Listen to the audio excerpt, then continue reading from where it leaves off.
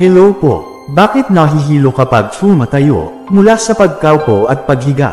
Herman Buelva po uli. Marami sa atin ang nakakaranas ng pagkahilo kapag sila ay tumatayo mula sa pagkakaupo. Ito ay tinatawag na orthostatic hypotension.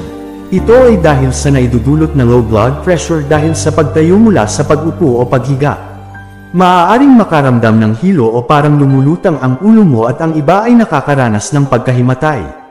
Maaaring mild lang ang hypotension at tumatagal lang ng ilang segundo o ilang minuto.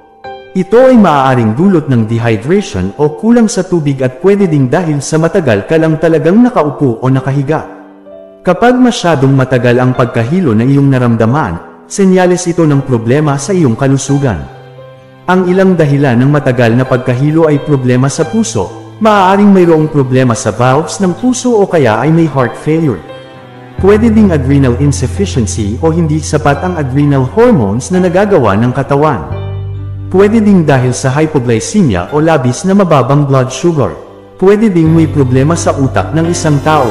Pwede din na dahil ito sa benign paroxysmal positional vertigo.